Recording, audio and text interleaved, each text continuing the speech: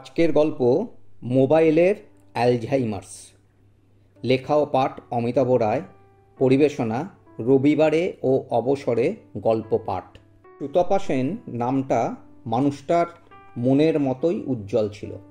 এককালের নামী প্রফেসর, 3 বছর আগে অবসর পেয়েছেন। সেনবাড়ির মাথা। প্রতিদিন সকালে উঠেই টেবিলের ওপরে রাখা ডেট ক্যালেন্ডারের পাতা উল্টে দিন শুরু করেন। দিনটা 21শে সেপ্টেম্বর 2025, রবিবার। বাড়ির কাজের মেয়েটি মায়া, যে সর্বক্ষণের সঙ্গী, কখন এসে ঠিক পর্দা সরিয়ে জানলাগুলো খুলে দিয়ে গেছে। তবু টয়লেট থেকে ফিরে এসে সুতপা ম্যাম ভীষণ বিরক্ত। টেবিলের ওপর গতকালের এঁটো চায়ের কাপটা পড়ে আছে। আবার চোখে পড়ল মূল দরজার সামনেই আজকের খবরের কাগজটা পড়ে আছে। শান্ত অথচ দৃঢ় স্বরের কারণে সবাই তৎক্ষণাৎই হাজির হয়। মায়া খবরের কাগজটা নিয়ে এসে হাতে দিল। বলল, দাদাবাবু তো মহালয়া শুনে ভোরেই গঙ্গায় তর্পণ করতে গেছে, তাই আজ কাগজটা ওখানেই রয়ে গেছে। একটু অবাক হয়ে ম্যাম বললেন, আজকে মহালয়া? মহিষাসুর মর্দিনী তো শুনতে পেলাম না। আমাকে একটু ডাকিসনি কেন? মায়া একটু আমতা আমতা করে বলল, আসলে কালকে তুমি একটু দেরি করে ঘুমিয়েছিলে, তাই দাদাবাবু ডাকতে বারণ করলো। সুতপা ম্যান ওই রাগের রেস ধরেই বললেন, সকালের চা বিস্কুট তো দিবি। এবার মায়া কি বলবে ভেবে না পেয়ে মুখ ফসকে বলেই ফেলল, তুমি তো সকালে চা খেয়েছো, এটা তো আজকেরই কাপ। ঠিক আছে, এক্ষুনি আবার করে আনছি, তুমি ততক্ষণ খবরের কাগজটা দেখো। কাগজের ওপর একটা ফাঁকা দৃষ্টি থাকলেও বিন্দুমাত্র মন নেই ওখানে। বেলা 8টার সময় ছেলে সুমন গঙ্গার স্নান সেরে বাড়ি ফিরেই মায়ের ঘরে ওনাকে দেখতে ছুটল। মা এক মনে একটা পাতার দিকে তাকিয়েই আছেন। সুমন দেখল কাগজের ওই অংশের শিরোনাম, আজ বিশ্ব অ্যালঝাইমার্স দিবসে এবারের প্রতিপাদ্য, ডিমেনশিয়া জানুন, অ্যালঝাইমার্সকে জানুন। সুতপা ম্যাম মুখটা তুলে সুমনকে দেখেই বলে উঠলেন, বলতো অ্যালঝাইমার্স রোগটা আমাদের চেনাশোনা কার যেন আছে, ঠিক মনে করতে পারছি না। আর কাগজে পড়ছিলাম, অ্যালঝাইমার্স হলো ডিমেনশিয়া বা স্মৃতিভ্রংশের একটি প্রগতিশীল রোগ, যা মস্তিষ্কের কোষের সংখ্যা কমিয়ে দেয় এবং স্মৃতিশক্তি হ্রাস ও অন্যান্য জ্ঞানীয় ক্ষমতাকে দুর্বল করে দেয়। আমাদের মস্তিষ্কের ভেতরে কিছু কেমিক্যাল জমা হতে থাকে, যাকে বলা হয় অ্যামাইলয়েড প্ল্যাটস।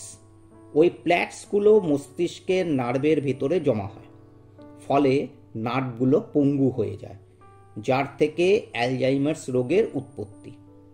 এটি বয়স্কদের মধ্যে সবচেয়ে সাধারণ ডিমেনশিয়ার কারণ এবং এর ফলে দৈনন্দিন কাজকর্মে ব্যাঘাত ঘটে। মস্তিষ্কের প্রোটিনের অস্বাভাবিক জমাট বাঁধার অ্যামাইলয়েড এবং টাউ এর কারণে এই রোগটি হয়ে থাকে। আবার সবচেয়ে বড় বিষয় হলো, সারা বিশ্বে 55 মিলিয়ন মানুষ এই রোগে ভুগছে এবং শুধুমাত্র ভারতেই 8.8 মিলিয়ন রোগী রয়েছে। রোগটি জার্মান মনস্তত্ত্ববিদ অ্যালিওস অ্যালজাইমার, যিনি এই রোগকে চিহ্নিত করেন, তার নামে রাখা। ভাগ্যিস আমার এ রোগ হয়নি। আমার তো কবেকার সব কবিতা, এমনকি ফিজিক্সের সব ফর্মুলাও মনে আছে। সুমন জামা কাপড় ছেড়ে আসার নাম করে কাগজটা নিয়ে চলে গেল। মায়া ততক্ষণে দরজায় এসে দাঁড়িয়েছে। মায়ার ডাকে আবার ছুটতে চলে এলো। দরজার কাছে দাঁড়াতেই সুতপা ম্যাম হাত নেড়ে কাছে ডাকলেন। জিজ্ঞেস করলেন, হ্যাঁ রে, তুই এত সকালে কোথা থেকে এলি?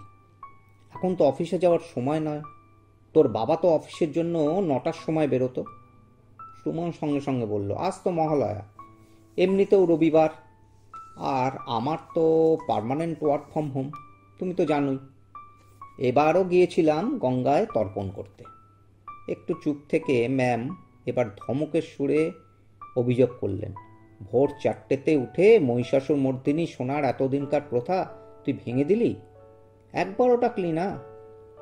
সুমন মায়ের দিকে একবার তাকিয়ে নিয়েই বলল, আসলে তুমি কাল রাত্রে অনেক দেরিতে ঘুমিয়েছ, তাই আর ডাকিনি। মিষ্টি হেসে ম্যাম বললেন, এখনো তো বুড়ি হয়ে যায়নি, এটুকু ধকল নিতে পারতাম। আচ্ছা, আজকে একটা বিশেষ দিন, সকালেই মনে পড়ল, কিন্তু এখন মনে পড়ছে না। কেউ যেন বলছিল নাকি। সুমনকে বলতে বলতেই ক্লান্ত শরীরটা বিছানায় এলিয়ে দিলেন। চোখে যেন রাজ্যের ঘুম। মায়া তাড়াতাড়ি এসে বালিশে মাথাটা ঠিক করে দিল। গত পরশুও গাড়ি করে মাকে ডাক্তারবাবুর কাছে চেক আপের জন্য নিয়ে গিয়েছিল। উনি এর আগেও বারবার বলেছেন, অ্যালজাইমার রোগ এডি একটি স্নায়বিক অবক্ষয়জনিত রোগ এবং এটি ডিমেনশিয়ার সবচেয়ে সাধারণ রূপ, যা প্রায় 60 থেকে 70% ক্ষেত্রে দেখা যায়। সবচেয়ে সাধারণ প্রাথমিক লক্ষণ হল সাম্প্রতিক ঘটনাগুলো মনে রাখতে অসুবিধা। রোগটি যত এগিয়ে যায়, লক্ষণগুলির মধ্যে ভাষাগত সমস্যা, বিশৃঙ্খলা মানে সহজে হারিয়ে যাওয়া সহ, মেজাজের পরিবর্তন, প্রেরণার হ্রাস, আত্ম অবহেলা এবং আচরণগত সমস্যা অন্তর্ভুক্ত থাকতে পারে। একজন ব্যক্তির অবস্থার অবনতি হওয়ার সাথে সাথে তারা প্রায়শই পরিবার এবং সমাজ থেকে দূরে সরে যায়। ধীরে ধীরে শারীরিক কার্যকারিতা হারিয়ে যায়, যা শেষ পর্যন্ত মৃত্যুর দিকে পরিচালিত করে। যদিও অগ্রগতির গতি পরিবর্তিত হতে পারে, রোগ নির্ণয়ের পর গড় আয়ু 3 থেকে 12 বছর। সুতপা ম্যামের এ রোগ ধরা পড়েছে প্রায় 2 বছর হতে চলল। প্রথম ঘটনা, বাড়ি থেকে মাত্র 500 মিটার দূরে রেল স্টেশনের পাশেই যে সবজি আর মাছের বাজার বসে, সেখানে যাওয়ার পর কোথায় ফিরবেন সেটা বেশ কিছুক্ষণের জন্য ভুলে গিয়েছিলেন। তবে ডাক্তারবাবু আরেকটা কথা বলেছেন। একটি গবেষণার বিশ্লেষণ 31শে মার্চ 2025-এ নেচার মেডিসিনে প্রকাশিত হয়েছে। সেন্ট লুইসের Washington University School of Medicine এবং সুইডেনের লুন্ড ইউনিভার্সিটির গবেষকদের এক গবেষণায় দেখা গেছে যে রক্তে এমটিবিআর টাউ 243 নামক প্রোটিনের মাত্রা মস্তিষ্কে টাউ এগ্রিগেটের বিষাক্ত জমার পরিমাণ সঠিকভাবে প্রতিফলিত করে এবং অ্যালঝাইমার রোগের তীব্রতার সাথে সম্পর্কযুক্ত। আশা করা যায় ভবিষ্যতে বিশেষ রক্ত পরীক্ষা করলে রোগের নির্দিষ্ট গুরুত্ব বোঝা যাবে। আসলে সারা বিশ্বের পাশাপাশি ভারতেও অ্যালঝাইমার্সের ঘটনা দ্রুত বাড়ছে। ইতিমধ্যে ঘণ্টাখানেক ঘুমানোর পর সুতপা ম্যাম পুরনো চেনা ছন্দে উঠে বসলেন। বালিশের পাশ থেকে মোবাইল তুলে হোয়াটসঅ্যাপ আর ফেসবুক করতে লাগলেন। ফেসবুকে আজকের অ্যালঝাইমার্স ডেতে অনেক বিভিন্ন ধরনের গল্প আর ঘটনা দেওয়া হয়েছিল। পড়তে পড়তে হঠাৎ মোবাইলটা হ্যাং হয়ে গেল। বেলা প্রায় 2টো বাজে, সবাই খাবার টেবিলে বসেছে। হঠাৎ সুতপা ম্যাডাম বলে উঠলেন, সকালে মনে করতে পারছিলাম না, কিন্তু এখন মনে পড়েছে। তুই ঠিকই বলেছিলি, আমার মোবাইলটারই অ্যালঝাইমার্স হয়েছে। একটা গল্প পড়ছিলাম, হঠাৎ মোবাইলটা হ্যাং করে গেল, শেষটাই আর পড়তে পারলাম না।